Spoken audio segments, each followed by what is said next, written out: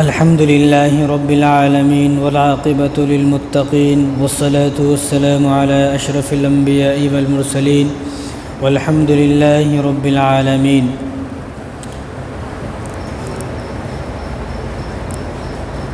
أما بعد فأعوذ بالله من الشيطان الرجيم. بسم الله الرحمن الرحيم.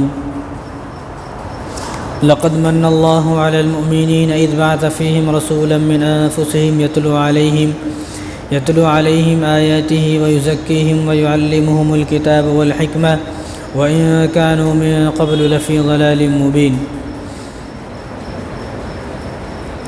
وقال النبي صلى الله عليه وسلم: أنا دعوة أبي إبراهيم. وقال النبي صلى الله عليه وسلم: كنت نبيا وإن آدم بين الماء والطين، أو كما قال عليه الصلاة والسلام. میرے محترم دوستو، عزیز ساتھیوں، آج ربیع الاول کی 10 تاریخ ہے، یعنی ربیع الاول کے مہینے کو شروع ہو کے 10 دن ہو گئے ہیں. یہ وہ مہینہ ہے کہ جس مہینے میں میرے اور آپ کے نبی رسول اللہ صلی اللہ علیہ وسلم پیدا ہوئے. آپ صلی اللہ علیہ وسلم کی جو ولادت ہے وہ اسی مہینے میں ہے. دیکھو، اللہ تبارک و تعالیٰ نے اس پوری دنیا کو پیدا فرمایا اور اس میں کتنی ساری چیزیں ان کو پیدا فرمایا. اور اللہ تبارک و تعالیٰ نے سب سے پہلے نبی حضرت آدم علیہ السلام کو پیدا فرمایا، اور کتنے 1.25 لاکھ جو نبی ہیں ان کو پیدا فرمایا.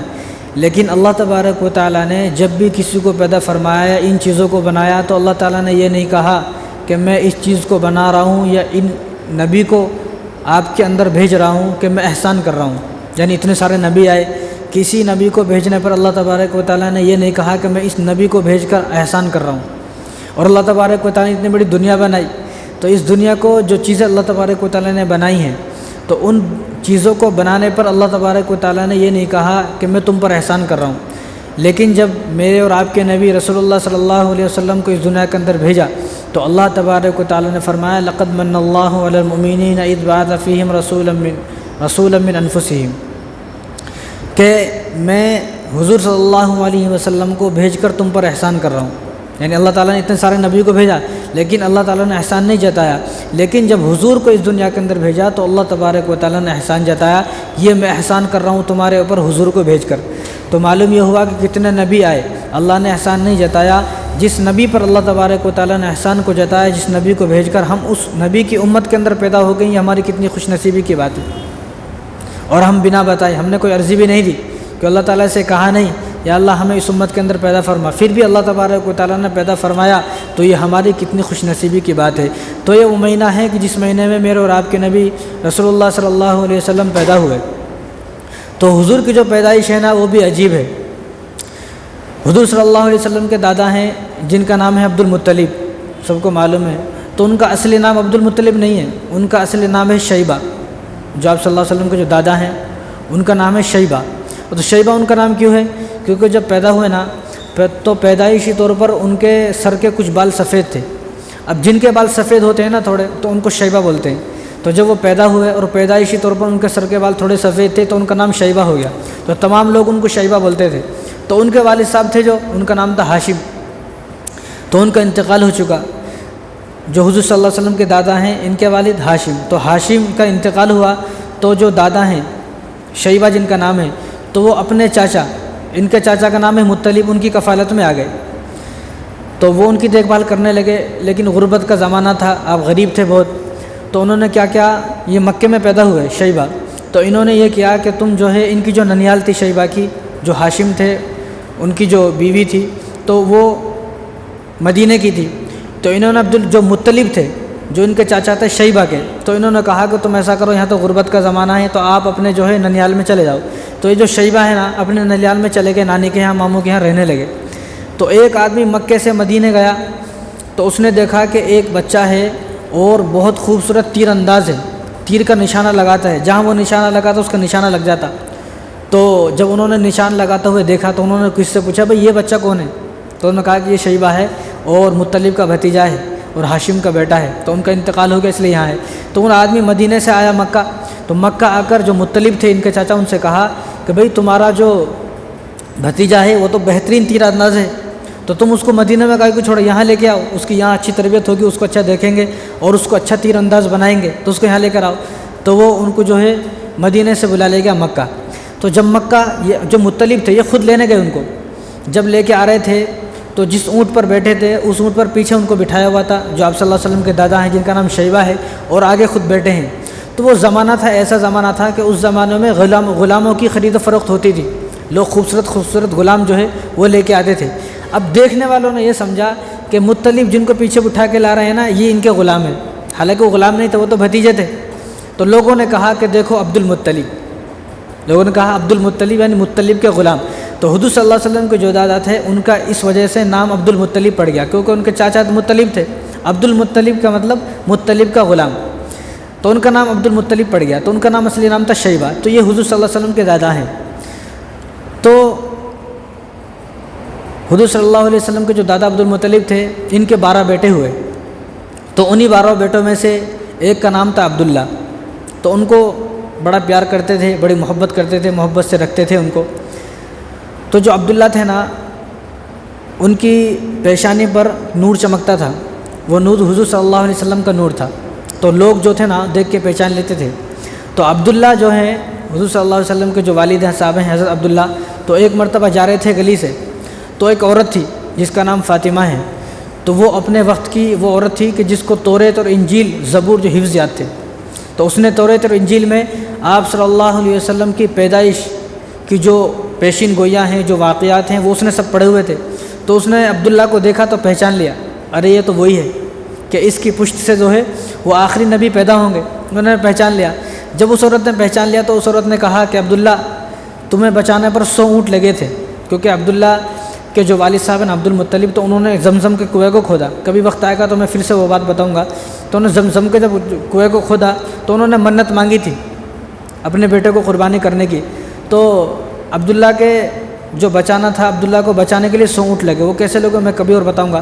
تو اس عورت نے کہا کہ تمہیں بچانے کے لیے 100 اونٹ لگے تھے، تم ایسا کرو مجھ سے شادی کر لو۔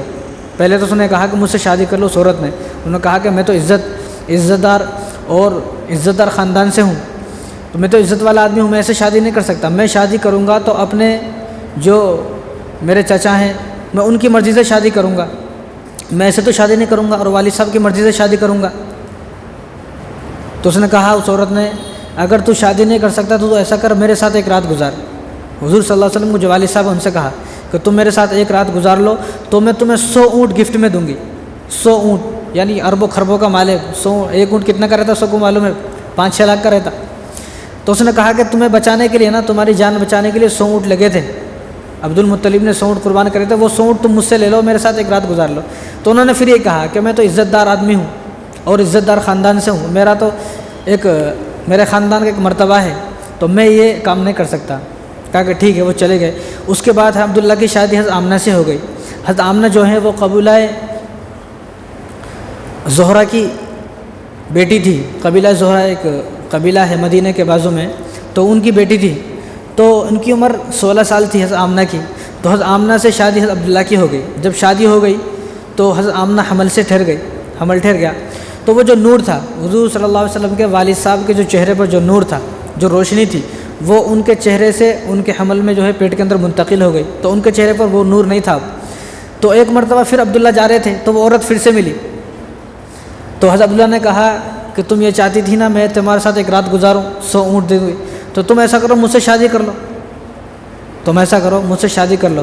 تو انہوں نے ان کی طرف دیکھا اور کہا کہ تم مجھے ایسی ویسی عورت نہ سمجھو، میں بھی عزت دار خاندان سے ہوں اور میں توریت اور انجیل کی حافظ ہوں، تو میں نے اپنی کتابوں میں یہ پڑھا ہے کہ جو آخری نبی ہوں گے ان کے والد صاحب کے چہرے پر وہ نور ہوگا، تو تمہارے چہرے پر جب وہ نور تھا اب وہ تمہارے چہرے پر نور نہیں ہے، اس لیے مجھے تمہاری ضرورت نہیں ہے۔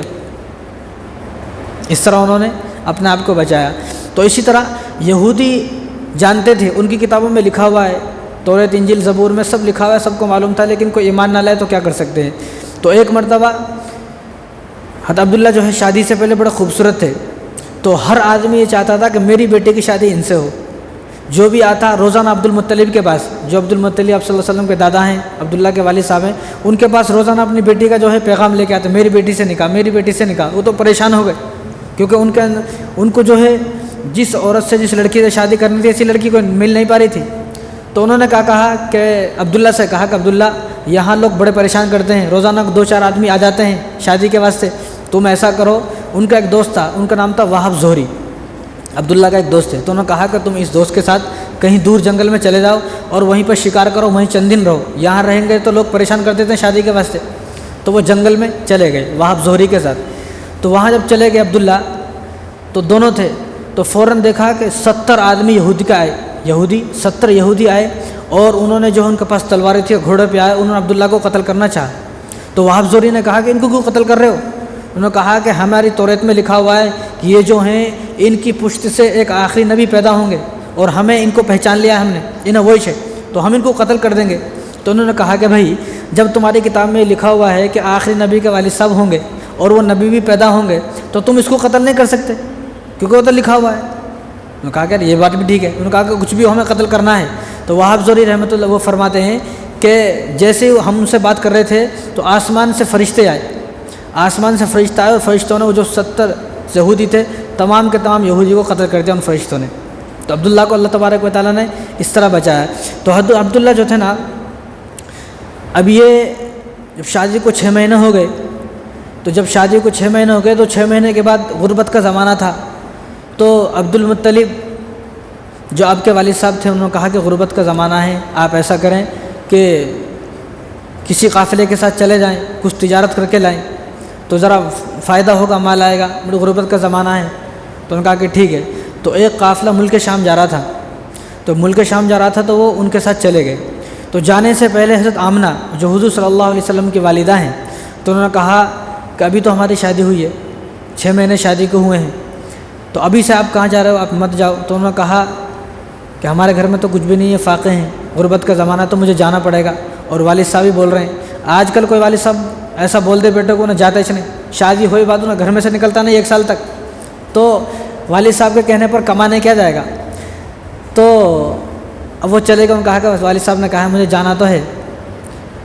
تو جب جا رہے تھے تو حضرت آمنہ کی آنکھوں میں بھی آنسو تھے اور حضرت عبداللہ جو آپ صلی اللہ علیہ وسلم کے والد ہیں ان کی آنکھوں میں بھی آنسو تھے.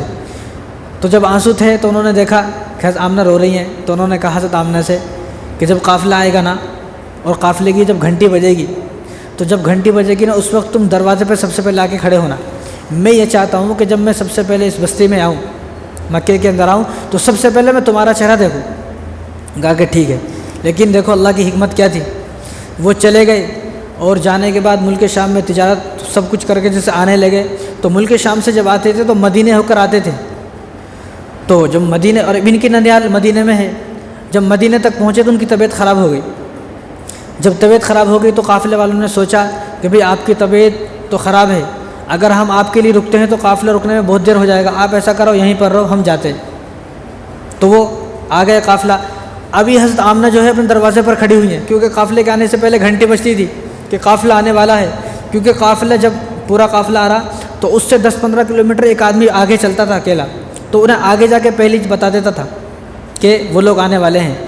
تو اس نے اعلان کر دیا کہ بھئی وہ لوگ آنے والے ہیں. گھنٹی بج گئی تو حضرت آمنہ جو ہے وہ اپنے سنگار کر کر اور زیب و زینت اختیار کر کے اچھی طرح جو ہے نہا دھو کر غسل کر کر دروازے پر ٹھہری ہوئی ہیں. تو قافلہ آ گیا. اب وہ دیکھتی ہیں اب بھی نہیں آئے، اب بھی نہیں آئے، پورا قافلہ آ گیا، کہاں رہ گئے ہیں. تو لوگوں سے انہوں نے پوچھا تو پوچھنے پر معلوم یہ ہوا کہ عبداللہ کی جو ہے طبیعت بہت زیادہ خراب ہے اور وہ مدینے میں رک گئے ہیں. اب حضرت آمنہ کے دل پہ کیا بیتی ہوں گی. شادی کو صرف 6 مہینے ہوئے، شادی کو 6 مہینے ہوئے، ان کو دل پہ کیا بیتی ہوں گی. تو جو حضرت عبداللہ کے والد صاحب تھے عبد المطلب، تو انہوں نے اپنے دوسرے بیٹے زبیر کو بھیجا کہ تم جاؤ اور عبداللہ کو لے کر آؤ. تو وہاں جب وہ پہنچے زبیر ان کو لینے کے لیے، تو ان کو لے کے جانے سے پہلے، وہاں پہنچنے سے پہلے عبداللہ کا انتقال ہو گیا. مدینے میں ہی عبداللہ کا انتقال ہو گیا. اب ان کو نہیں معلوم ہے اور حضرت عبد المطلب کو ان سے بڑا پیار تھا. اب لینے چلے گئے. وہ زمانہ فون کا زمانہ تو نہیں تھا بھائی انتقال ہو گیا فون کر کے بتا دے، ایسا تو نہیں. اب یہ عبد المطلب نے سوچا کہ آنے والے ہیں. تو عبد المطلب روزانہ جاتے دروازے پہ کھڑے ہو جاتے، یوں دیکھتے اب آنے والے ہیں، اب آنے والے ہیں. تو چند دن کے بعد دیکھا، کیونکہ وہ زمانہ تو ایسا تھا کہ تھوڑی دور جا رہے تو کئی ہفتے لگتے تھے. مدینہ تو ویسے مکے سے 500 کلومیٹر دور ہے، اونٹ پر بھی گئے ہوں گے تو 10-15 دن سے تو کم نہیں لگتے. اب یہ روزانہ انتظار کرتے ہیں. اب جب ایک دن دیکھا تو وہ اکیلے آ رہے ہیں. تو ان سے پوچھا بھائی وہ کہاں ہیں؟ ان کہا کہ انتقال ہو گیا۔ تو حضرت آمنہ کو بھی نہیں معلوم تھا، آج حضرت آمنہ کو معلوم ہوا تو حضرت آمنہ کے دل پہ کیا گزری ہوں گی۔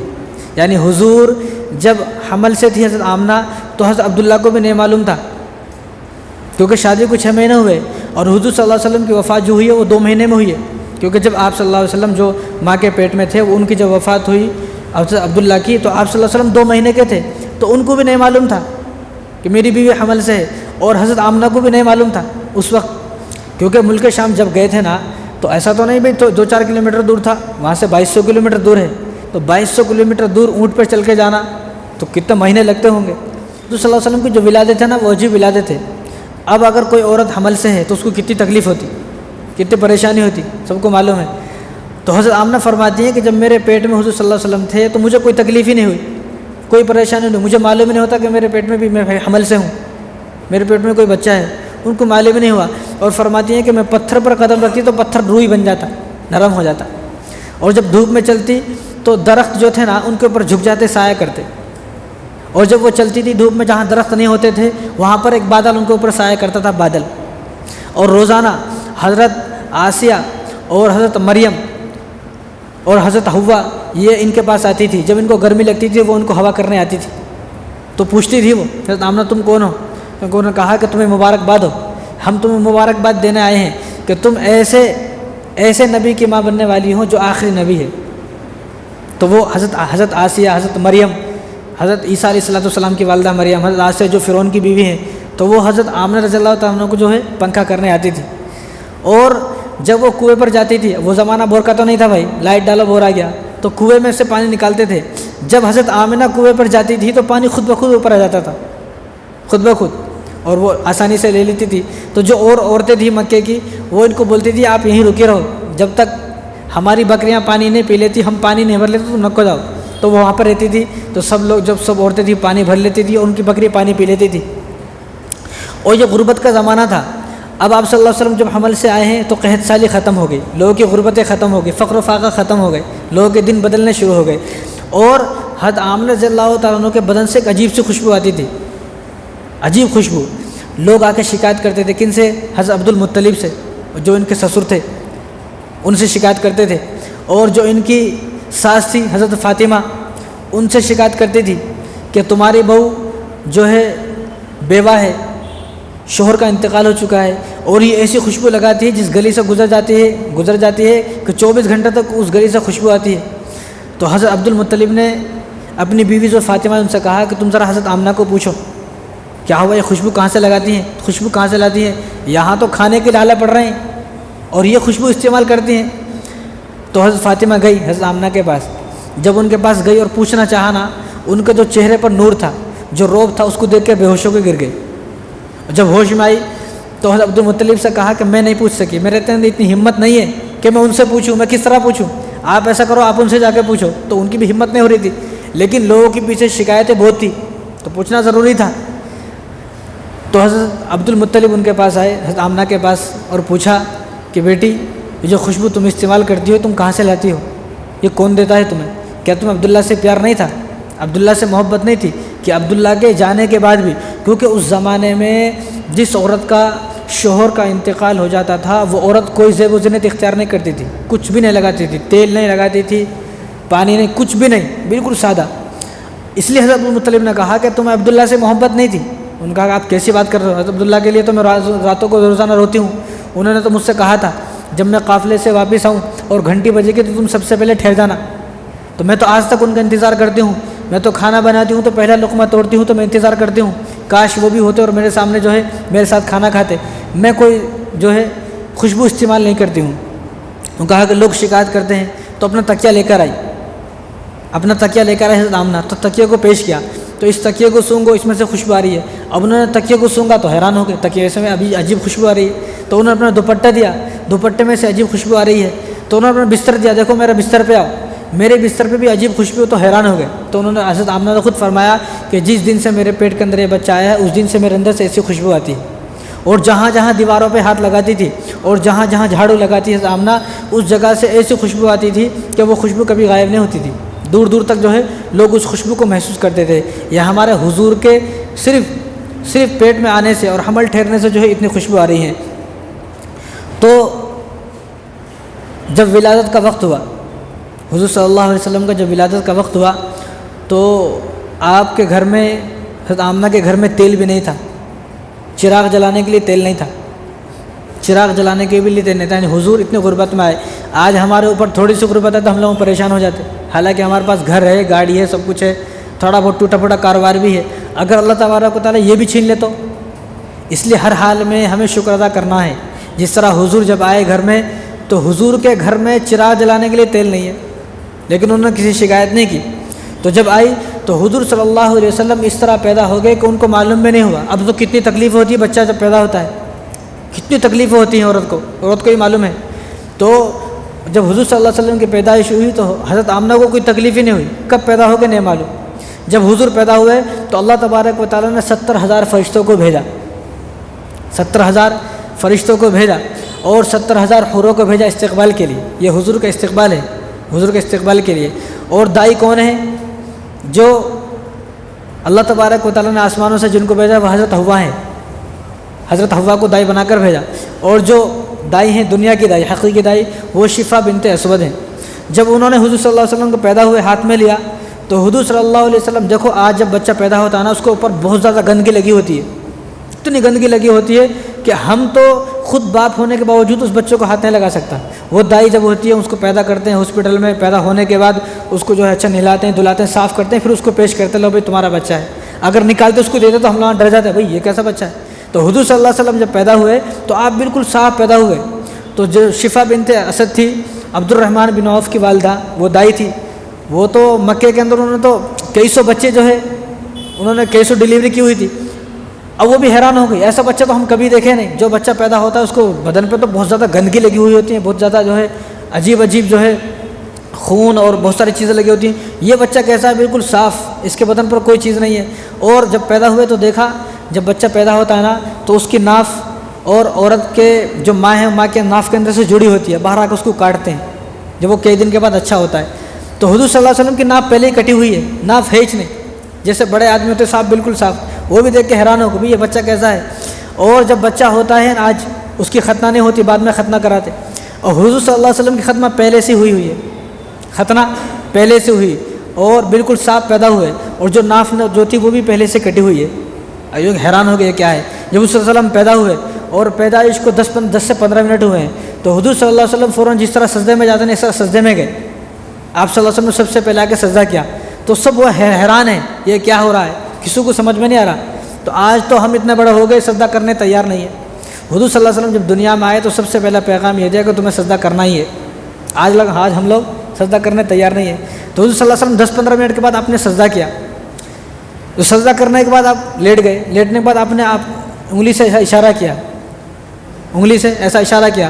اور حضرت آمنہ فرماتی ہیں کہ جب حضور پیدا ہوئے، حضور کی پیدائش کے بعد میں نے دیکھا کہ گھر کے اندر ایسا نور ہو گیا، گھر کی چھت پھٹ گئی اور ایسا نور پیدا ہو گیا گھر کے اندر کہ ملک شام کے اندر جو لوگ اونٹ اور گھوڑوں پر، کھچر پر، گدھے پر چل رہے تھے ان کے پیروں کے نشان یہاں نظر آ رہے تھے۔ اب یہ دھوپ آتی نا، وہاں کوئی آدمی اگر چلے کوئی اشارہ کرے تو وہاں دھوپ میں دکھتا۔ تو انہوں نے کہا کہ ایسا گھر روشن ہو گیا کہ ملک شام کے اندر، یہاں سے 2200 کلومیٹر ہے ملک شام، وہاں جو لوگ اپنے گھوڑے پر اور گدھے پر چل رہے ہیں ان کے گھوڑوں کی جو ہے پیروں کی جو نشانات ہیں وہ نشانات یہاں دیوار پر نظر آ رہے ہیں۔ تو آپ صلی اللہ علیہ وسلم کی پیدائش ہے۔ اور فرمایا حضرت آمنہ نے جب پیدا ہوئے تو ستارے ٹوٹ کر میرے قدموں مبارک کو چوم رہے تھے، ستارے ٹوٹ رہے تھے اور حضرت آمنہ کے پیر کو جو ہے چوم رہے تھے ستارے۔ اب پیدا ہو گئے، پیدا ہونے کے بعد حضرت عبد المطلب آئے تو حضرت عبد المطلب تو کعبے کا غلاف پکڑ کر دعا کر رہے تھے، یا اللہ میرا عبداللہ انتقال ہو گیا ہے، عبداللہ کی جگہ ایک بیٹا دے دے تاکہ میں عبداللہ کو اس کے اندر دیکھ لوں۔ تو اللہ تبارک و تعالیٰ حضرت عبداللہ کے جو گھر بیٹے کو پیدا فرما دیا۔ تو جب حضور پیدا ہوئے چھوٹے سے تھے تو عبد المطلب جو دادا ہیں وہ ان کو پورے مکے میں لے کر گھوم رہے ہیں۔ جب مکے میں لے کر گھوم رہے ہیں تو لوگ ان کی تعریف کر رہے ہیں، بہت زیادہ تعریف کر رہے ہیں۔ اتنی تعریف کسی نے کسی کی نہیں کی جتنی تعریف حضور کی جو ہو رہی ہے۔ جب اتنی تعریف کی تو عبداللہ نے ان کا نام محمد رکھ دیا۔ محمد کا مطلب ہے جس کی سب سے زیادہ تعریف کی جائے، اس کائنات میں اللہ تبارک و تعالیٰ کے بعد جس کی سب سے زیادہ تعریف کی جائے اس کو محمد بولتے ہیں۔ اب انہوں نے محمد نام رکھا اور مکے میں مشہور ہو گیا۔ اب یہ نام کسی کا نہیں تھا اس سے پہلے، اب جو وہاں لوگ تھے انہیں حیران ہو گئے، یہودی بھی اتنے بڑے بڑے توریت کے انجیل کے حافظ تھے، ان لوگوں بھی حیران ہو گئے، بھئی یہ نام ہمارے ذہن میں کہیں کیوں نہیں آیا، یہ تو عجیب نام ہے۔ تو حضور صلی اللہ علیہ وسلم کا دادا نے جو عبد المطلب تھے ان کا نام محمد رکھا، اس کے بعد حضرت آمنہ جو ہیں والدہ ہیں انہوں نے ان کا نام احمد رکھا۔ احمد کا مطلب ہے جو اللہ تبارک و تعالیٰ کی سب سے زیادہ تعریف کرے۔ احمد کا مطلب جو کہ کوئی بھی اتنا تعریف نہیں کر سکتا جتنا یہ تعریف کرے گا، اس کو بولتے احمد۔ یعنی آپ صلی اللہ علیہ وسلم نے جتنی اللہ تبارک و تعالیٰ کی تعریف کی ہے، اتنی تعریف کائنات میں کوئی نہیں کر سکتا اللہ تعالیٰ کی۔ تو اللہ تبارک و تعالیٰ کی تعریف سب سے زیادہ حضور نے کی ہے، اور قیامت کے دن جب نفسی کا عالم ہوگا اس دن بھی حضور اللہ تبارک و تعالیٰ کی تعریف کریں گے، اس لیے حضور کا نام احمد بھی ہے، محمد بھی ہے۔ محمد نام رکھا دادا نے، احمد نام رکھا والدہ نے۔ تو اب جب پیدا ہو گئے، پیدا ہونے کے بعد حضور صلی اللہ علیہ وسلم نے اپنی والدہ کا صرف 9 دن دودھ پیا، صرف 9 دن۔ جب پیدا ہوئے تو ابو لہب جو تھا نا، اس کی ایک باندھی تھی صوبیہ، تو اس نے ابو لہب کو خبر دی کہ تمہارے یہاں بھتیجا، ابو لہب تو چاچا ہے نا، کہ تمہارے یہاں بھتیجا پیدا ہوا ہے۔ تو اس نے اپنے گلے میں اس کا ہار تھا نا، اس نے ہار نکال کر اس کو دے دیا اور آزاد کر دیا، تم جاؤ۔ تو یہ صوبیہ ہیں، انہوں نے بھی دودھ پلایا حضور کو، اور حضرت آمنہ جو ہے انہوں نے 9 دن دودھ پلایا۔ اس زمانے میں جو تھے نا، آج تو جو ہے نا عورتوں پر ظلم ہے۔ کیسا کہ عورت 9 مہینے تک تو بچے کو پیٹ میں رکھ رہی، پھر پیدا بھی کر رہی، پھر دودھ بھی نہیں پلانا اور پرورش بھی نہیں کرنا، پھر جوان بھی نہیں کرنا، جب جوان ہو جاتا ہے تو اپنی ماں کو بھی مارتا ہے۔ اب یہ ظلم ہے، پہلے ایسا نہیں تھا۔ پہلے بچہ پیدا ہو گیا تو پیدا ہونے کے بعد اس کے گاؤں میں چھوڑ دیتے تھے پرورش کے لیے۔ ایک تو وجہ یہ تھی کہ یہاں پر جو عربی بولی جاتی تھی نا مکے کے اندر، وہ خالص عربی نہیں بولی جاتی تھی، پیور عربی، کیونکہ لوگ یہاں بزنس کرنے آتے تھے، تو لوگ جو بزنس کرنے آتے تھے نا، تو جو لینگویج تھی وہ غلط ملت ہو گئی تھی، تھوڑے الفاظ۔ اب جیسے یہاں کسی آدمی کو تیلگو بولنا نہیں آتی، وہ تیلگو بولنے کی کوشش کرے گا تو آدھا ہندی بولے گا، آدھا تیلگو بولے گا، آدھا انگلش بولے گا، پورا الٹ پلٹ کر دے گا۔ تو ایسی عربی الٹ پلٹ تھی، تو اس وقت گاؤں میں جو ہے نا پیور اور خالص عربی بولی جاتی تھی، تو اس لیے گاؤں میں چھوڑتے تھے۔ دوسری بات، عورت نے پیدا کر دیا، بس یہی بہت بڑی بات ہے۔ اب گاؤں میں جا کر جو عورتیں تھیں وہ غریب عورتیں ہوتی تھیں، وہ بچوں کی مالدار بچوں کی پرورش کرتی تھی۔ جب وہ مالدار بچوں کی پرورش کرتی تھی، جو بچے بڑے ہو جاتے تھے لے کے آتے، ان کو انعام مل جاتا تھا، ان کا بھی بھلا ہو جاتا تھا، بچہ پل جاتا تھا۔ تو یہ تھا پہلے۔ تو اسی لیے حضور صلی اللہ علیہ وسلم کی جو والدہ ہیں، انہوں نے آپ کو صرف 9 دن دودھ پلایا، اور اس کے بعد صوبیہ جو ابو لہب کی باندھی ہے انہوں نے دودھ پلایا۔ اس کے بعد جب آپ صلی اللہ علیہ وسلم جب پیدا ہوئے تو اس زمانے میں اس ربیع الاول سے لے کر 12 ربیع الاول کو پیدا ہوا نا، اس 12 ربیع الاول سے لے کر اس 12 ربیع الاول تک 1 سال کے دور میں ایک بھی لڑکی وہاں پیدا نہیں ہوئی۔ مکے کے اندر ایک بھی لڑکی پیدا نہیں ہوئی، صرف لڑکے پیدا ہوئے۔ یہ حضور کا معجزہ ہے، صرف لڑکے پیدا ہوئے، کوئی لڑکی پیدا نہیں ہوئی۔ اور آپ صلی اللہ علیہ وسلم ہمیشہ دن میں دودھ پیتے تھے، رات میں حضور نے کبھی دودھ نہیں پیا، رات میں کبھی دودھ نہیں پیا، صرف دن میں دودھ پیتے تھے۔ اور 7 دن کے بعد حضرت عبد المطلب جو حضور صلی اللہ علیہ وسلم کے چاچا ہیں، انہوں نے عقیقہ کیا۔ 7 دن کے بعد آپ صلی اللہ علیہ وسلم کا عقیقہ کیا۔ تو جب آپ صلی اللہ علیہ وسلم پیدا ہوئے نا، تو سمندروں کے اندر لوگوں نے حالات دیکھے، مچھلیاں زور زور سے بھاگ رہی ہیں، مچھلیاں تو آہستہ آہستہ چلتی ہیں نا، مچھلیاں زور زور سے بھاگ رہی ہیں۔ لوگوں نے دیکھا بھائی یہ کیا ہے، مچھلیاں زور زور سے بھاگ رہی ہیں۔ تو معلوم یہ ہوا کہ جب حضور پیدا ہوں گے، ان کی کتابوں میں لکھا ہوا تھا، یہ توریت اور انجیل میں، جب آخری نبی پیدا ہوں گے تو جو مچھلی ہے نا، مچھلی ایک دوسرے کو مبارکباد دیں گی، مچھلی ایک دوسرے کو، تو وہ مچھلی جو بھاگ رہی تھی نا، ایک دوسری مچھلی کو مبارکباد دے رہی تھی۔ اور جب حضور پیدا ہوئے تو جتنے بھی دنیا کے اندر بت تھے، وہ بت تمام کے تمام خود بخود گر گئے۔ جو مکے کے اندر انہوں نے بت رکھے ہوئے تھے 360، وہ سب گر گئے، لوگ اٹھا رہے پھر گر رہے، لوگ اٹھا رہے پھر گر رہے۔ تو ایک یہودی تھا، اس نے کہا کہ اٹھانے کا کوئی فائدہ نہیں ہے، اٹھانے کا کوئی فائدہ نہیں ہے، کیونکہ ہمارے کتابوں میں لکھا ہوا ہے کہ ایک نبی پیدا ہوں گے، جب وہ پیدا ہوں گے تو یہ بت سب کے سب گر جائیں گے، اٹھائیں گے تو پھر گر جائیں گے، اس لیے ان کو ایسا چھوڑ دو، کل ان کو اٹھا لینا۔ جب 24 گھنٹوں کو ان کو اٹھایا تو اڑ گئے۔ اسی طرح نوشہر بادشاہ تھا، تو اس نے ایک سا محل بنایا تھا، اس محل کو توڑنے کے لیے لوگوں نے بہت کوشش کی۔ کسرا کے اندر محل کو توڑنے کے لیے ابو جعفر منصور، اس وقت کے جو بنو عباس کے خلیفہ تھے، بادشاہ، تو انہوں نے بڑی کوشش کی، محل ٹوٹا نہیں تھا۔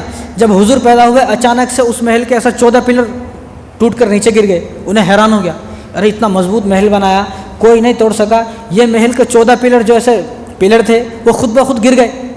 اب اس نے سوچا بھی یہ تو کوئی آسان بات، تو کوئی ایسا ویسا تو معاملہ نہیں ہے، اچانک تو حادثہ نہیں ہے، یہ کوئی عجیب بات ہے۔ تو اس نے نجومیوں کو بلایا، جو اس وقت میں بتاتے تھے، نجومی رہتے تھے، راہب، ان کو بلایا۔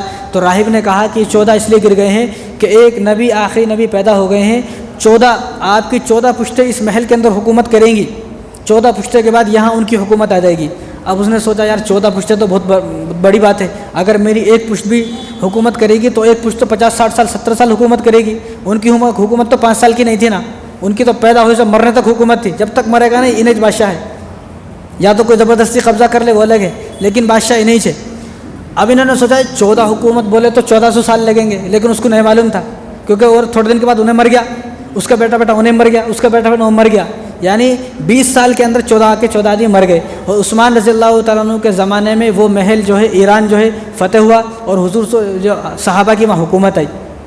تو اس نے جب پوچھا نا یہ 14 کیوں کر کے، تو اس کو بتایا گیا کہ 14 لوگ حکومت کریں گے، اس کے بعد ان کی حکومت آ جائے گی۔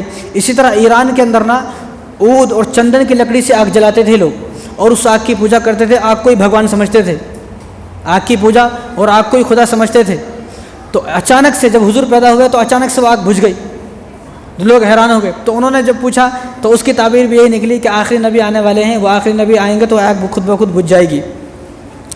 اور کعب احبار رضی اللہ تعالیٰ عنہ صحابی ہیں، وہ بعد میں ایمان لائے، تو بعد میں ایمان لائے، اس وقت ایمان نہیں لائے تھے۔ جب حضور پیدا ہوئے تو انہوں نے دیکھا کہ وہ جو تھے نا وہ توریت اور انجیل کے حافظ تھے، پہلے یہودی تھے۔ تو توریت میں لکھا ہوا تھا جب آخری نبی پیدا ہوں گے تو ستارہ جو سب سے زیادہ چمکتا ہے ستارہ، وہ ستارہ اچانک ہلنے لگے گا۔ اب انہوں نے دیکھا کہ اچانک وہ ستارہ ہلنے لگا، تو یہ بھی توریت کے حافظ تھے، اور جو بہت سارے یہودی تھے یہ بھی یہودی تھے، پہلے ایمان نہیں لائے تھے اس وقت، بعد میں ایمان لائے، تو سب کے سب یہودی ان کے پاس آئے، یہ ستارہ چمک رہا ہے۔ اب یہودیوں نے اپنے لوگوں کو دوڑا دیا، دیکھو یہاں ہمارے یہود کے اندر کوئی بچہ پیدا ہوا ہے کیا؟ اب یہودی کے اندر دیکھا بھائی کوئی بچہ پیدا نہیں ہوا، انہوں نے کہا کہ کہاں بچہ پیدا ہوا ہے؟ تو معلوم کرنے پر معلوم ہوا کہ حضرت آمنہ کے گھر میں بچہ پیدا ہوا ہے۔ تو ایک یہودی تھا، وہ اس نے چیخنا چلانا شروع کیا۔ لوگوں نے پوچھا بھائی کیا بات ہے؟ تو انہوں نے کہا کہ بڑے افسوس کی بات ہے کہ آج بنو اسرائیل سے ختم ہو گئی، آج نبوت بنی اسرائیل سے ختم ہو گئی، اور بنو ہاشم قبیلہ قریش میں جو ہے نبوت شروع ہو گئی، اور یہاں جو ہے نبی پیدا ہو گئے ہیں۔ تو اس نے کہا کہ مجھے لے کے چلو۔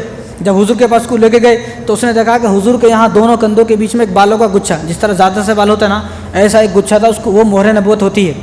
ہر نبی کی پہچان یہ ہے کہ اس کے یہاں پر مہر نبوت ہوتی ہے۔ اس نے دیکھا، اس نے پہچان لیا یار انہیں سے وہ۔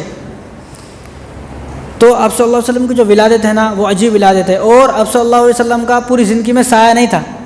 آپ صلی اللہ علیہ وسلم، ہمارا تو سایہ ہے نا، ہم بیٹھے تو سایہ رہتا، آپ صلی اللہ علیہ وسلم کا سایہ نہیں تھا، یعنی حضور صلی اللہ علیہ وسلم کے سایہ کی بے ادبی نہ ہو۔ حضور اگر کہیں کھڑے ہیں اور کوئی سایہ پر چڑھ گیا تو سایہ پر بھی بے ادبی نہ ہو، اس لیے اللہ تبارک و تعالیٰ نے حضور کا سایہ نہیں بنایا۔ آج ہمارے یہاں تو کتنے بے ادب شروع ہو گئے، اور آپ صلی اللہ علیہ وسلم کے بدن پر کبھی پوری زندگی میں مکھی نہیں بیٹھی، نہ کبھی مچھر بیٹھا، اور نہ آپ صلی اللہ علیہ وسلم کو بھی جوئیں پڑی، نہ مکھی نہ مچھر نہ جوئیں۔ آج کل تو اتنے بے ادب پیدا ہو گئے ہیں، ہزاروں بے ادب، اور عجیب بات ہے بتاتے ہیں تو لوگ ناراض ہو جاتے ہیں۔ ابھی یہ مہینہ پارہ ربیع الاول کا نا ہے، اس مہینے میں عید میلاد النبی آتا ہے۔ سب سے پہلے اگر میری بات کسی کو اچھی نہ لگے تو میں معافی چاہتا ہوں، لیکن جو بات حق ہے وہ تو بتانا ہی ہے۔ عید میلاد النبی مناتے ہیں، ٹھیک ہے، جو عید میلاد النبی منا رہے ہیں ان سے ایک سوال یہ ہے کیا حضور نبی کتنے سال کی عمر میں بنے؟ 40 سال 6 مہینے 10 دن۔ یہ سب باتیں معلوم ہونا حضور کی سیرت ہے۔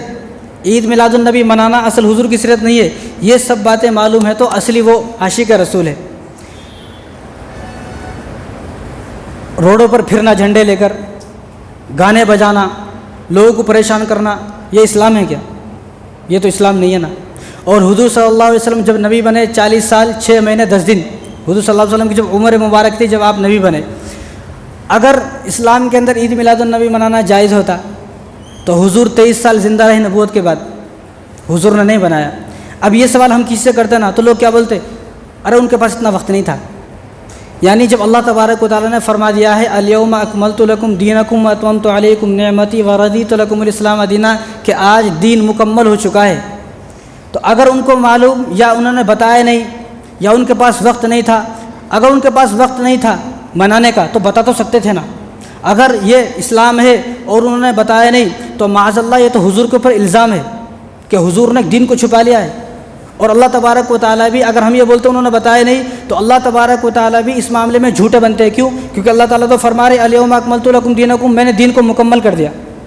اب اگر ہم لوگ یہ بولتے ان کو معلوم نہیں تھا یا انہوں نے چھپا لیا یا انہوں نے بتایا نہیں، یہ سب باتیں جو ہے ہضم ہونے والی نہیں ہے۔ سب سے پہلے. اس کے بعد صحابہ، اتنے سارے صحابہ آئے، اور صحابہ حضور کے جانے کے بعد 100 سال تک زندہ رہے. تو صحابہ نے، ہمیں تو امام بخاری نے، امام ابو حنیفہ نے، امام وہ کتنے سارے صحابہ آئے اور محدثین آئے کہ غوث پاک کی خود کی کتاب میں نے خود پڑھی ہے، غنیۃ الطالبین، اسی وجہ سے کاش کہ ان کی کتاب میں کوئی مل جائے، ان کی کتاب میں بھی نہیں ملا. تو یہ ہماری اپنی بنائی ہوئی باتیں ہیں. ہمیں جو ہے نا اپنے من کا دین پسند ہے، جو ہم چاہ رہے وہی ہونا بس، اور کچھ بھی نہیں ہونا. اور دوسری بات یہ ہے، لوگ بولتے ہیں اگر عید میلاد النبی منا لیا تو کیا گناہ کیا؟ عید میلاد النبی اگر منا لیا تو بھائی کیا گناہ کیا؟ تو کوئی ظلم تو نہیں کیا، کوئی زیادتی تو نہیں کی ہم نے. تو اس کا جواب یہ ہے کہ بھئی یہ دین میں زیادتی ہے. اگر کوئی آدمی روڈوں پر گانے بجائے زور زور سے اور لوگوں کو تکلیف دے، تو یہ لوگوں کو تکلیف دینا اسلام ہے کیا؟ حضور صلی اللہ علیہ وسلم مسجد نبوی میں آئے تو عمر رضی اللہ تعالیٰ عنہ قرآن پڑھ رہے تھے زور زور سے، قرآن پڑھ رہے تھے زور سے. تو حضور نے ان کو پکڑا اور کندھوں کو پکڑ کے کھلایا، یہ کیا کر رہے ہو؟ تو انہوں نے کہا کہ یا رسول اللہ میں قرآن پڑھ رہا ہوں. اتنا زور سے کیوں پڑھ رہا ہوں؟ کہ تاکہ بازو والے لوگ اٹھ جائیں. تو حضور نے فرمایا کہ جب ان کا دل کرے گا تو وہ اٹھیں گے، جب ان کا دل کرے گا تو وہ اٹھیں گے. آپ کو میرا حکم ہے کہ آپ آہستہ سے قرآن پڑھیں، اتنی زور سے قرآن نہ پڑھیں. قرآن جو آدمی زور سے پڑھ رہا ہے حضور اس کے بارے میں فرما رہے ہیں. اور مسجد نبوی کے اندر، مسجد نبوی ہے، مسجد نبوی کے بازو میں حضرت علی رضی اللہ عنہ کا گھر تھا. تو حضرت علی رضی اللہ عنہ کا جو گھر تھا نا، اس کا دروازہ خراب ہو گیا. تو انہوں نے بڑی کو بلایا دروازہ بنانے کے لیے. جو بڑی سے کہا، جو دروازہ بناتا اس سے کہا کہ تم صرف ناپ لے لو دروازے کا، تم صرف دروازے کا ناپ لے لو. ناپ لے لیا. اب مدینے سے باہر چلو، مدینے سے باہر جا کر وہاں پر دروازہ بنا کے لے کے آؤ. وہاں پر دروازہ بنانے کے یہاں فٹ کرنا ہے اس کو، یہاں پر تم دروازہ بناؤ. اور مسجد میں شور ہو، آواز ہو، یہ مجھے پسند نہیں ہے. آج مسجدوں کے اندر نا ڈانس ہو رہے ہیں. میں آپ کو ویڈیو بتاتا ہوں. کچھ لوگ ایسے یقین نہیں کرتے ہیں، مسجدوں کے اندر ڈانس کر رہے ہیں. جب ان لوگوں سے پوچھا گیا یہ بھائی آپ کیوں کر رہے ہو، تو لوگ بولتے ہیں یہ خوشی منانے کا ایک طریقہ ہے. یہ مسجد کے اندر ڈانس کرنا، مسجد کے اندر ناچنا، یہ کون سا خوشی منانے کا طریقہ ہے؟ لوگوں کو تکلیف دینا، یہ کون سا خوشی منانے کا طریقہ ہے؟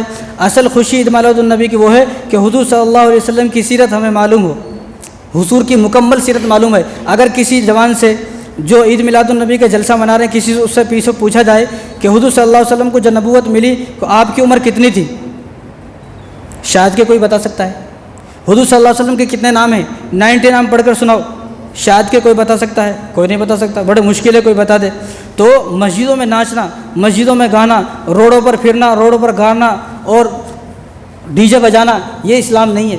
اسلام تو حضور صلی اللہ علیہ وسلم نے فرمایا المسلم من سلم المسلمون من لسانہ و یدہ، المسلم من سلم المسلمون من لسانہ و یدہ، کہ اسلام کے اندر وہ مسلمان نہیں ہے جس مسلمان کے ہاتھ اور زبان سے دوسروں کو تکلیف پہنچے. آج ہم کتنے لوگوں کو تکلیف پہنچا رہے ہیں. اگر ہم روڈوں پر پھر کر بڑی آواز میں گانے بجا رہے ہیں اور ڈانس کر رہے ہیں اور اس کی آوازیں ہم نے خوب کھولی ہوئی ہیں، تو آپ یہ بتاؤ کوئی آدمی گھر میں بیمار ہے، کوئی آدمی پریشان ہے، کسی کا بچہ بڑی مشکل سے سویا ہوا ہے. چلو میرے ایک واقعہ یاد آ گیا.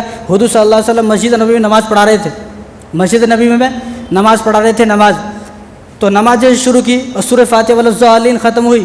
تو اس وقت اس زمانے میں، حضور کے زمانے میں، عورتیں بھی حضور کے پیچھے نماز پڑھتی تھی، عورتیں بھی حضور کے پیچھے نماز پڑھتی تھی. تو فوراً حضور کو بچے کے رونے کی آواز آئی. وہ جو عورت تھی اپنے بچوں کو سلا کر حضور کے پیچھے نماز پڑھ رہی تھی اور حضور نماز پڑھا رہے تھے. تو حضور نے والضالین کہا، بچے کی آواز کان میں آئی. تو حضور نے پہلی رکعت میں انا اعطینٰ پڑھی، دوسری رکعت میں قل هو اللہ پڑھی اور فوراً سلام پھیرنے کے بعد کہا کہ جس کا بچہ ہے جاؤ. بچے کے رونے پر حضور نے آواز اپنی جو ہے نماز کو کم کیا. حالانکہ جس نماز فجر کی نماز تو کتنی لمبی ہوتی ہے سب کو معلوم ہے، لیکن پڑھے ہوں گے تو معلوم ہوگا نا، جب پڑھے نہیں تو کیسا معلوم ہوگا. جس آدمی نے فجر کی نماز نہیں پڑھا وہ بھی یہ سوچتا ہے کہ بس میں نے عید میلاد النبی کا دن خوشی منا لی، 12 وفات کے دن خوشی منا لی اور تھوڑا بہت کھا لیا پی لیا، بس میں نے اسلام کا حق ادا کر دیا. اگر یہی اسلام ہے تو میرے بھائی پھر تو مسجدوں کو تالا لگانا بہتر ہے. کچھ لوگ یہ بول رہے ہیں یہی اصل ہے، یہی دین ہے، یہی دین ہے، اس کے علاوہ دین نہیں ہے. بھائی اگر دیکھو ایک آدمی کا دل کر رہا بھائی 12 وفات منانا، ٹھیک ہے منا لو. ایک آدمی کا دل نہیں کر رہا نہیں منانا تو ٹھیک ہے. کیوں؟ کیونکہ یہ مستحب عمل ہے، یہ مستحب چیزیں ہیں. اگر لڑائی ہونی چاہیے تو فرائض چیزوں میں لڑائی ہوگی. فرائض ہمارے پورے نہیں ہے. اور آپ یہ حدیث ہے، یہ میرے الفاظ نہیں، خدا کی قسم. حضور نے فرمایا اول ما یحاسب به العبد یوم القیامۃ الصلاۃ فان صلحت صلح سائر عمله وان فسدت فسد سائر عمله. قیامت کے دن جو تم سے حساب ہوگا سب سے پہلے حساب نماز کا ہوگا. فان فسدت فسدت وان صلحت صلح سائر عمله. اگر تمہاری نمازیں اچھی نکل گئی تو تمہارے باقی اعمال بھی اچھے نکل جائیں گے. اگر تمہاری وَإِنْ فَسَدَتْ فَسَدَ سَائِرُ عَمَلِهِ، اگر تمہاری نماز ہی خراب ہو گئی تو تمہارے سارے اعمال خراب ہو جائیں گے۔ اب کوئی آدمی کہتا رہے اللہ کے سامنے اللہ میں تو ہر سال 12 ربیع الاول کو وہ کرا وہ کرا، تو اللہ کہا کہ نہیں بھائی، میں نے حضور کے ذریعے سے بتا دیا تھا سب سے پہلا حساب، اس لیے میں کہتا ہوں کہ وہاں جانے سے پہلے آدمی سوچے کہ میں نے اپنے پہلے حساب کی تیاری کر لی ہے کیا۔ اگر میرے پہلے حساب کی تیاری ہو چکی ہے بس ٹھیک ہے آپ مناؤ، لیکن ہماری پہلے حساب کی تیاری نہیں ہے نا۔ ایک سال کے اندر 12 مہینے ہوتے ہیں، 12 مہینے کے اندر 365 دن، 365 دن میں 1825 نمازیں ہوتی ہیں۔ کتنی؟ 1825 نمازیں ہوتی ہے۔ تو جلوس میں جانے سے پہلے یہ سوچے کہ ان 1825 نمازوں میں سے میری کوئی نماز قضا تو نہیں ہوئی۔ اگر میری کوئی نماز قضا ہو گئی ہے تو میرے تو فرائض ہی پورے نہیں ہوئے۔ جب میرے فرائض ہی پورے نہیں ہوئے اور میں مستحب عمل کے لیے کر رہا ہوں، اور آج امت کے اندر اتنی لڑائیاں ہیں، اس کو گالی دے رہا ہوں، اس کو گالی دے، بھائی تیرے کو کسی کو پسند ہے تو کر لے، کسی کو اگر پسند نہیں ہے تو اس کو گالی نہیں دینا۔ یہ جو آدمی جلوس منا رہا ہے، عید میلاد النبی منا رہا، ٹھیک ہے، یہ اس کو گالی دینا، یہ اس کو گالی نہیں دینا، یہ کوئی اسلام تھوڑی ایک دوسرے کو گالی دینا۔ بھئی ایک آدمی کو ٹھیک لگ رہا ہے میں مناؤں گا، میں یہ کروں گا، بھئی ٹھیک ہے کر لو۔ ایک آدمی کو اچھا نہیں لگ رہا تو ٹھیک ہے، کیونکہ یہ مستحب عمل ہے نا۔ مستحب عمل کو لے کر امت کے اندر اتنی لڑائیاں ہیں۔ اس کو دیکھو مسجد کے اندر یہ اسلام ہے، اور پوچھ رہے تو کیا بول رہے کہ یہ جو ہے نا یہ خوشی منانے کا طریقہ ہے۔ اگر یہاں کوئی آدمی میں ڈانس کرنے لگوں یہاں پر، تم پسند کرو گے؟ کوئی آدمی مجھے آج ہی مار کے باہر بھگا دو گے، یا کوئی آدمی یہاں پر ڈانس کرنے لگے تو کوئی پسند کرے گا؟ یہ مسجد میں ڈانس ہو رہے، یہ دیکھو اسلام کو بدنام کر رہے ہیں۔ مسجد کے اندر ڈانس ہے اور بتا رہے تو یہ 12 وفات کی خوشی ہے، حضور ہمارے آئے سو یہ حضور آنے کی خوشی ہے۔ اور یہ ایسا آدمی نہیں ہے، داڑھی ہے لمبی، سب کچھ ہے، مولانا ہے، اور دیکھو ڈانس کر رہے ہیں۔ یہ تو ہمارے سامنے ہے نا، یہ تو کوئی ایسی بات نہیں ہے، ہم نے اپنی طرف سے بنا دی ہے بات۔ مسلمان ڈانس کر رہے ہیں مسجد کے اندر، یہاں کوئی آدمی ڈانس کر لو، کوئی آدمی، یعنی ہم اس کے اندر اتنا گر چکے ہیں، ایک دوسرے کو بلا برا بولنا، ایک دوسرے کی برائی کرنا، اور ایک دوسرے کو جو ہے یہ غلط ہے وہ غلط ہے، ہم صحیح ہے ہم صحیح ہے۔ بھائی کلمہ پڑھنے والا ہر آدمی صحیح ہے۔ صحیح وہ ہے اس وقت جو دوسرے کو گالی نہیں دے رہا، صحیح اس وقت وہ ہے جو دوسرے کو بلا برا نہیں بول رہا، صحیح اس وقت وہ ہے جو دوسرے کے بارے میں برا نہیں سوچ رہا۔ آج ہماری بیوی ہم سے پریشان ہے، آج ہم والدین کی باتیں نہیں مان رہے ہیں، دیکھ لیا نا، مسجد کے اندر ہے، یہ مسجد ہے۔ آج ہماری بیوی ہم سے پریشان ہے، والدین ہم سے ناراض ہے، بیوی بچے کو ہم مار رہے ہیں، کوٹ رہے ہیں، اور گلی گلی میں پڑوس والے سے ہماری لڑائیاں ہیں، نالی کے اوپر پانی کے اوپر لڑائیاں ہیں۔ اتنی لڑائیوں کے باوجود داڑھی ہمارے چہرے پر نہیں ہے، کرتے پاجامے ہم نے کبھی پہنے نہیں زندگی میں، داڑھی ہمیں اچھی نہیں لگتی، شرابی ہم، کبابی ہم، زانی ہم، قاتل ہم، سب سے لڑائی جھگڑا سب کچھ ہے، اس کے باوجود سوچتے 12 ربیع الاول کو بس کھا لیے پی لیے خوشی منا لی، بس سارے معاف۔ ایسے کیسے معاف ہو جائیں گے بھائی؟ ایسے تو معاف نہیں ہوں گے۔ نمازوں کا تو حساب آپ کو دینا پڑے گا، چاہے کچھ بھی ہو جائے، نماز سے آپ بچ نہیں سکتے۔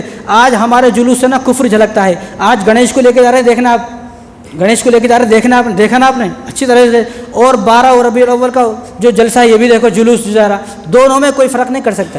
جس طرح ان کے جلوس سے کفر جھلکتا ہے، آج ہمارے 12 ربیع الاول کے جلوس سے بھی کفر ہی جھلک رہا ہے۔ اب دیکھ لو، کوئی آدمی آپ کو ایسا نہیں ملے گا۔ آج جو آدمی کلمہ پڑھ رہے ہیں وہ قرآن کو پڑھ کر کلمہ پڑھ رہے ہیں، حضور کی سیرت کو پڑھ کر کلمہ پڑھ رہے ہیں۔ اس لیے میں کہتا ہوں کہ 12 ربیع الاول کے دن آدمی 6 کام کرے۔ کتنے کام؟ آدمی 6 کام کرے۔ سب سے پہلے فجر کی نماز پڑھے، اور اس دن ایک بھی نماز قضا نہ ہو۔ ہم نے تو خود دیکھا ہے نا، ہم نے تو خود دیکھا ہے، یہاں سے جا رہے ہیں 12 ربیع الاول کا، آپ بھی دیکھ لینا، یہاں سے ہزاروں کی تعداد میں جا رہے ہیں۔ نماز مسجد کے اندر جو ہے 4-5 آدمی نماز میں موجود ہے بس۔ وہ ایک شعر ہے نا، کسی نے بہت خوبصورت شعر کہا ہے، مسجد میں گیا تو 10 نمازی تھے، مسجد میں گیا تو 10 نمازی سے، جب مسجد سے باہر نکلا تو ہزاروں عاشق رسول موجود تھے۔ یہ کیسا عاشق رسول ہے؟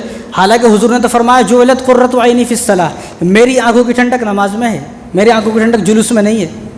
اگر یہ دین ہے، لوگ اس بات پہ زور دے رہے ہیں، بھائی تمہارا دل بول رہا کرنا کر لو، جو آدمی نہیں کر رہا اس کو گالی کیوں دے رہے، یا جو آدمی نہیں کر رہا وہ کرنے والے کو کچھ نہیں، اللہ کے یہاں دیکھیں گے، بھائی مجھے یہ پسند ہے نہیں کرنا، ٹھیک ہے، مجھے یہ پسند ہے میں کر رہا ہوں، ٹھیک ہے۔ بھائی مستحب چیز کو لے کے اتنی لڑائیاں کیوں ہے؟ ایک دوسرے کو گالی دینا یہ شیطان کا دھوکہ ہے۔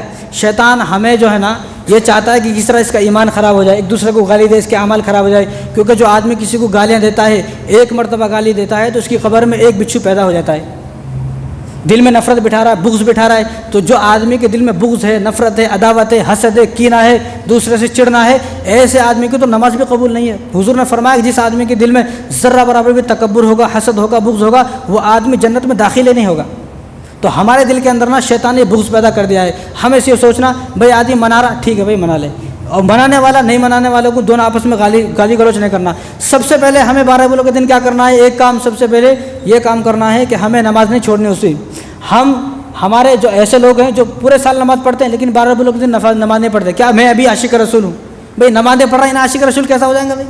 یہ تو ہو ہی نہیں سکتا۔ سب سے پہلے ہماری 12 ربیع الاول کے دن ایک بھی نماز قضا نہ ہو، ایک بھی نماز نہ چھوٹے، یہ حضور صلی اللہ علیہ وسلم کی سب سے بڑا تحفہ یہ ہے۔ دوسری ہمیں کام کیا کرنا ہے کہ حضور صلی اللہ علیہ وسلم کا سیرت کا آغاز کرنا ہے گھر میں سب کو بٹھائیں، ایک کتاب لے سب کو بتائیں بھئی حضور کہاں پیدا ہوئے۔ آج میں تو یہ کہتا ہوں کہ آپ تجربہ کر لیں، آپ تجربہ ایک بار کر لیں کہ جو لوگ جلوس میں جا رہے ہیں اتنے سارے، ان سے پوچھیں کہ آج فجر کی نماز پڑھے، کل عشاء کی نماز پڑھے، یہ جو رمضان گیا 2021 کا 22 کا 21 کا، اس میں پورے روزے رکھے نہیں رکھے؟ کتنے دن ہو گئے روزہ رکھے؟ 30 روزے زندگی میں کبھی رکھے نہیں رکھے؟ غسل کے فرائض معلوم ہے، نماز کے واجبات معلوم ہے، نماز کے شرائط معلوم ہے، بیوی کے حقوق کیا ہے معلوم ہے، والدین کے حقوق کیا ہے معلوم ہے، والدین سے زبردستی پیسے لے کے جلوس کے چندے میں پیسہ دیا ہے، یہ سب چیز مطلب اتنی موٹی موٹی چیزیں بھی معلوم نہیں ہوتی، اور انہیں سوچتا ہے کہ میں عاشق رسول جب ہوں کہ میں جلوس میں چلے جاؤں گا۔ اگر جن کا عقیدہ یہ ہے کہ جلسے میں ایک دن چلے گئے، جلوس ایک دن کر لیا اور ریلی نکال دی حضور کے نام پر 12 رفع کے دن یہی دین ہے، تو میں کہتا ہوں بھائی مسجدوں کو تالے لگا دو، قرآن کو بٹھا کر رکھ دو، نمازیں پڑھنے کی ضرورت نہیں، اعلان کر دو نمازیں پڑھنے کی ضرورت نہیں، قرآن پڑھنے کی کچھ ضرورت نہیں، سال میں ایک دن آئے گا 12 ربیع الاول کا، وہ دن زبردست جلوس نکالیں گے، سارے گناہ معاف۔ ایسی کوئی حدیث ہے تو ہمیں پیش کرے کوئی آدمی، ایسی تو کوئی حدیث نہیں ہے۔ تو دوسرا کام کیا کرنا ہے کہ سیرت حضور صلی اللہ علیہ وسلم کی سیرت کا آغاز کریں، اپنے بچوں کو، اپنی بیوی کو، اپنے گھر میں جتنے لوگ سب کو بتائے ہمارے حضور کہاں پیدا ہوئے، کب وفات ہوئی، کیوں پیدا ہوا، ان کا آنے کا مقصد کیا تھا، ان کا مشن کیا تھا۔ اور تیسرا کام کیا کرنا ہے کہ ہمیں کسی کو تکلیف نہیں دینا ہے۔ 12 ربیع الاول کے اندر جتنی تکلیفیں ہم دوسروں کو دے رہے ہیں، کسی کو اتنی تکلیف نہیں دے رہے ہیں۔ کوئی آدمی گھر میں بیمار ہے، کوئی آدمی پریشان ہے، ایک چھوٹا سا بچہ جس کا بھی پیدا ہوا ہے، اس بچے کو سلانے کے لیے ماں نے کتنی کوششیں کی ہیں۔ جب ہم جلوس میں جا رہے ہیں اور ڈی جے بجا رہے ہیں فل آواز سے، فل ساؤنڈ ڈی جے کا، وہ بچہ اڑ جائے گا، ماں پریشان، پورا محلہ پریشان، پورا محلہ ان کو گالی دے گا۔ اور چوتھا کام کیا کرنا ہے کہ غریبوں کی مدد کریں، اس دن غریبوں کی مدد کریں۔ اور پانچواں کام کیا کرنا ہے، اس دن زیادہ سے زیادہ درود پڑھیں۔ اور چھٹا کام یہ کرنا ہے کہ ہمیں گناہ کو چھوڑ دینا ہے کہ اس ربیع الاول سے میری زندگی ایسے گزرے گی کہ آئندہ جو ربیع الاول آئے گا میں اس میں کوئی گناہ نہیں کروں گا، آئندہ ربیع الاول آنے تک میں کوئی گناہ نہیں کروں گا، چاہے کچھ بھی ہو جائے، میں کوئی گناہ نہیں کروں گا، کسی کا حق نہیں ماروں گا، چوری نہیں کروں گا، ڈانکے نہیں۔ آج ہم دھوکہ دے رہے ہیں، بات پر دھوکہ، جھوٹ، سارے عیب ہمارے اندر ہے، بس یہ سوچ لیا 12 ربیع الاول کے دن خوشی منا لی، سارے گناہ معاف۔ ایسی کوئی حدیث ہے تو ہمارے سامنے پیش کرے۔ ابھی کی بات ہے، آپ کو یقین نہیں آتا تو آپ اپنے موبائل میں سرچ کریں اور بریلی کی جامع مسجد نہ لکھیں، کیا لکھیں؟ بریلی کی جامع مسجد، صرف سرچ کریں آپ، جس کے بعد فون ہے ابھی سرچ کریں۔ اسی جمعے کی بات ہے، ایسا نہیں کہ ہزاروں سال پہلے کی بات ہے، یہ اسی جمعے کی پہلے کی بات ہے۔ تو دیکھو اس وقت ملک کے حالات اچھے نہیں ہیں، ملک کے حالات اس وقت اچھے نہیں ہیں۔ آج دشمن یہ سوچ رہا ہے کہ ہم سے غلطی ہو ہم اس کو پکڑے، مسلمانوں کو جگہ جگہ ٹورچر کیا جا رہا ہے، مسلمانوں کو پریشان کیا جا رہا ہے، مارا جا رہا ہے، موب لنچنگ ہو رہی ہے مسلمانوں کے ساتھ۔ آج بھی دشمن اس طاق میں ہے، مسلمان کوئی غلطی کرے اس پہ حاوی ہو جائے۔ اسی جمعے کی بات ہے، آپ سرچ کریں بریلی کی جامع مسجد پر، اتنا سرچ کریں آپ کو آ جائے گا۔ تو وہاں کے جو مولانا تھے تو وہ تو امام احمد رضا خان بریلوی کے ماننے والے ہیں نا بھائی، وہ تو یہ دیوبندی بھی نہیں ہے، تو انہوں نے خود اعلان کیا کہ بھائی یہ اس وقت ملک کے حالات اچھے نہیں ہیں، اس وقت ہماری طرف سے اعلان یہ ہے کہ کوئی آدمی جلسے جلوس نہ نکالے، اگر نکالنا ہے تو خاموشی کے ساتھ ترتیب سے ایک لائن میں نکالنا ہے، کوئی ڈی جے نہیں بجانا، گانے نہیں بجانا، اور روڈوں پہ آوارہ قسم کے نہیں پھرنا۔ تو ایک آدمی رات میں جمعہ ہو گیا، جمعے کے بیان میں بولے، وہ یہی جمعے کے بیان میں بول کے ختم ہو گیا۔ تو ایک آدمی مسلمان جس کا نام عبدالصمد ہے، میں تو کہتا ہوں یار ایسے مسلمانوں پہ ڈوب مرنا چاہیے، ایسے مسلمان جو پورے قوم کو، پورے معاشرے کو بدنام کرا رہے ہیں۔ اس نے ایک بڑا پرچہ لیا اور اس میں لکھا کہ اس امام صاحب کا نام تھا شاید غالباً عبدالرشید، کہ آج ہی اس عبدالرشید امام صاحب کو یہاں سے نکالا جائے ورنہ کل میں اس مسجد کو بم سے اڑا دوں گا۔ اتنے بڑے پرچے پہ لکھا، اب سرچ کر لیں بریلی کی جامع مسجد، صرف اتنا لکھے، اب سرچ کریں۔ ایسا نہیں میں اپنے پاس سے بتا رہا ہوں، پورے نیوز والوں نے اس پہ بتایا ہے، نیوز پہ کھلے عام یہ باتیں آ رہی ہے۔ اس نے کہا کہ عبدالرشید جو امام صاحب ہے اس کو آج یہاں سے نکالے، کس لیے کہ ہمیں ڈی جے نہیں بجانے دے رہا۔ معلوم یہ ہوا کہ حضور کی سیرت سے ہمیں محبت نہیں ہے، ہمیں اگر محبت ہے تو ہمیں ڈی جے سے محبت ہے، گانوں سے محبت ہے، روڈوں پہ آوارہ پھرنا ہمیں یہ پسند ہے، ہمیں حضور کی سیرت سے کوئی مطلب نہیں، نہ ماننے پڑا ہے چل جاتا، سب دیکھا جاتا۔ تو اس نے کیا لکھا کہ اس کو نکالا جائے ورنہ کل میں اس مسجد کو بم سے اڑا دوں گا۔ وہ تو بہت بڑی مسجد ہے، ایسی چھوٹی مسجد نہیں ہے، ایسی مسجد اس میں سے 10 مسجدیں بن جائے۔ اب صبح جو لوگوں نے دیکھا بھئی یہ کس نے لکھا ہے، پولیس کو بلایا، پولیس نے انفارم کیا، تو وہاں تو لوگ سوچے تھے کسی غیر مسلم نے لکھ دیا ہے. جب معلوم یہ ہوا, تفتیش کری, معلوم کرنے کے بعد معلوم یہ ہوا کہ ایک مسلمان نے لکھا, اس مسلمان کا نام عبدالصمد ہے. جب اس کو پکڑا گیا, اس سے پوچھا تو اس نے کہا کہ ہمارے کو ڈی جے نہیں بجانے دے رہے, گانے نہیں بجانے دے رہے, منع کر رہے, ہم ہر سال بجاتے ہیں, ہم اس سال بجائیں گے. اس نے منع کیسے کیا, اس لیے ایسا کیا ہے. جب پولیس کی لاٹھی لگی نا پیچھے پچھواڑ پہ, جب اس کو معلوم ہوا کہ کیا ہے. تو ہم اتنے جلوس سے اتنی محبت, گانوں سے اتنی محبت, ڈی جے سے اتنی محبت, اگر کوئی ہمیں سمجھاتا ہے تو ہمیں اس کی سمجھ نہیں لگتی. آج کل دین کیا ہے, جو میں چاہ رہا ہوں وہ کیوں نہیں ہو رہا, جو میں چاہ رہا ہوں بس وہی ہونا, وہی دین ہے. کوئی کچھ بھی سمجھا رہا, ہمیں کسی کی سمجھ سے مطلب نہیں ہے. اس لیے میں تو یہ کہتا ہوں, اگر یہی دین ہے تو صحابہ نے کیوں نہیں کیا. اب ذرا غور کریں, آدمی عقل مند آدمی خود غور کر سکتا ہے.